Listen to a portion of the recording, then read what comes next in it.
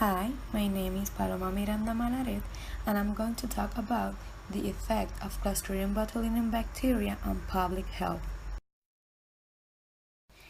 Clostridium botulinum is a gram-positive rod-shaped anaerobic bacterium. It is generally motile. It is non-capsulated and forms thermoresistant spores, so it can survive on unprocessed or improperly handled food.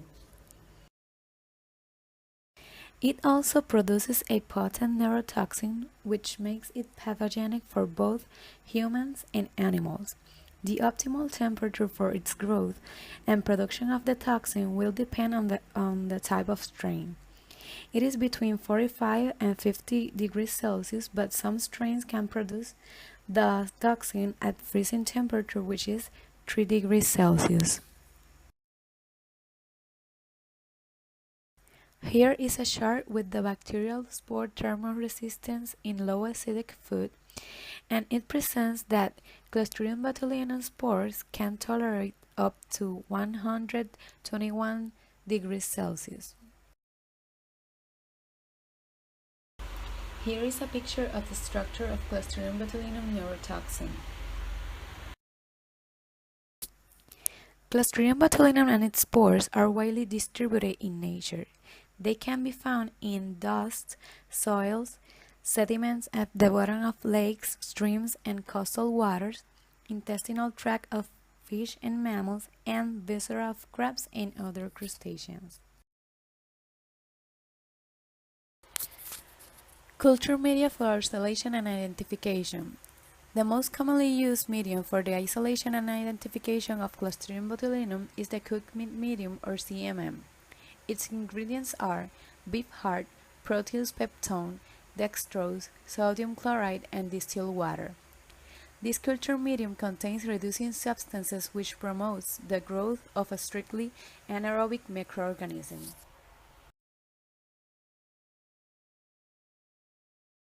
The other most commonly used is the tryptone peptone glucose yeast extract broth based with or without trypsin, as it is a selective enrichment broth. It contains distilled water, tryptone, peptone, glucose, yeast extract, and sodium thioglycolate.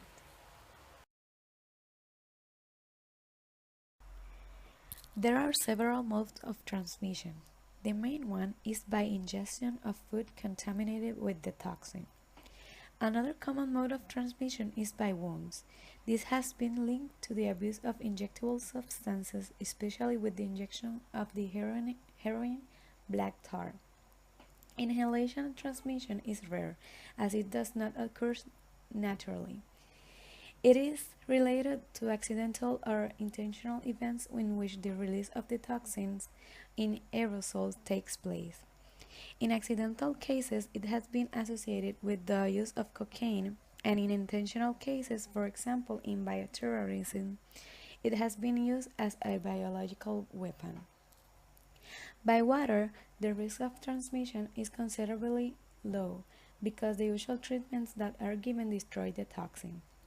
Also, adverse effects of the pure toxin have been reported in some patients who have used it for cosmetic purposes in buttocks. Infants and people with intestinal anomalies may contract the spores by dust, raw foods, or honey, as their intestinal flora is not mature enough and is unable to prevent its development. Foods associated with Clostridium botulinum may vary depending on their preservation and cooking practices. These include canned foods like fruits, vegetables, tuna, chicken, and soups, vacuum packaged or wrapped foods which provide an anaerobic environment ideal for its growing, processed or canned meats like smoked ham and sausages, fish and seafood, honey, which is the main cause of infant botulism, and foods with pH higher than 4.6. Here is a chart with the classification of foods relative to pH, and it's clear that foods with pH higher of 4.6 are considered as medium or low acidity. In this study is presented the spore growth or toxin production according to the water activity and pH. We can see that there is a greater spore growth and production of Clostridium botulinum toxin as the pH increases. Recalls. In previous years, several food recalls have taken place due to the possible contamination with Clostridium botulinum. On April 4, 2013, the Little Mermaid Smokehouse industry in California removed the smoked herring and pickled herring from the market because the products were found to be uneviscerated and could be contaminated with the Clostridium botulinum. On June 27, 2014, the Richards Rub and Seasoning industry in Washington also removed the barbecue, spicy, and teriyaki sauces from the Richards To Good line because they were improperly processed and could be contaminated with Clostridium botulinum. The disease caused by this bacterium is known as botulism. It is a rare but very serious disease, usually caused by the ingestion of food contaminated with the neurotoxin produced by Clostridium botulinum during its spores germination. It can be lethal if not treated quickly. The action mechanism of the neurotoxin works by blocking the release of acetylcholine in the nerve endings, so it paralyzes the muscles and results in what is known as a flaccid paralysis.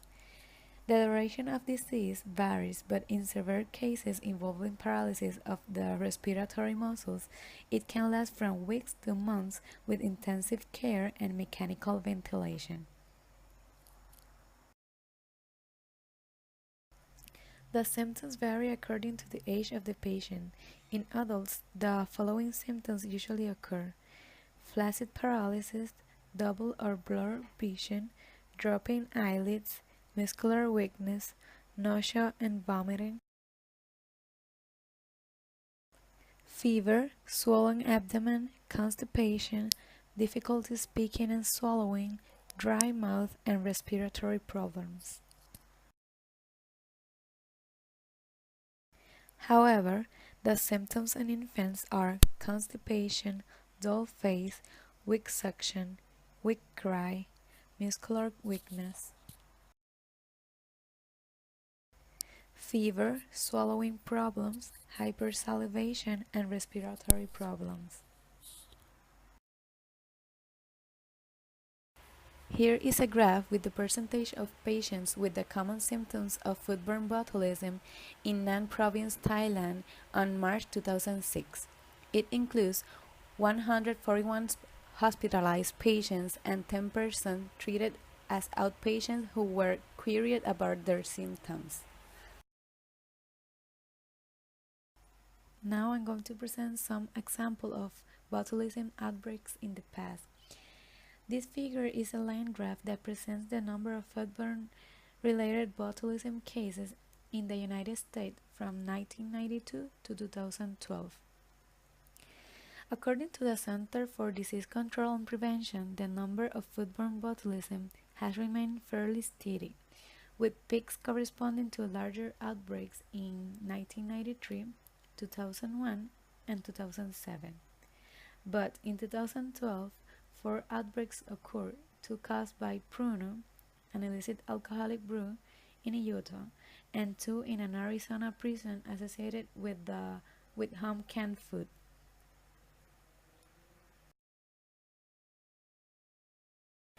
This figure is a line graph that presents the number of botulism cases in U.S. infants from 1992 to 2012.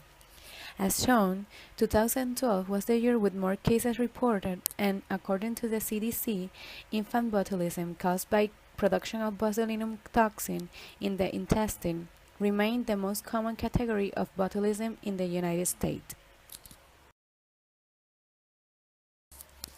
This line graph presents the number of wound-related and unspecified botulism cases in the United States from 2002 to 2012. According to the CDC report, annual number of cases of wound botulism and of botulism in unspecified transmission categories have remained generally stable during the past decade.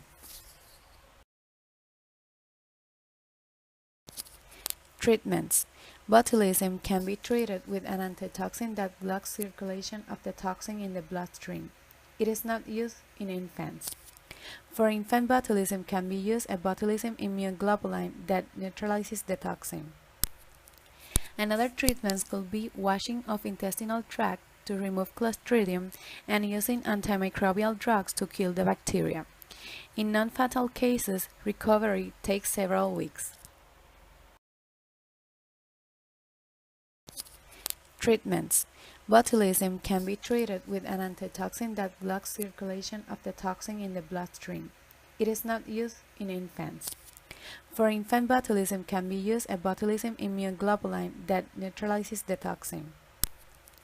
Another treatments could be washing of intestinal tract to remove Clostridium and using antimicrobial drugs to kill the bacteria. In non-fatal cases, recovery takes several weeks.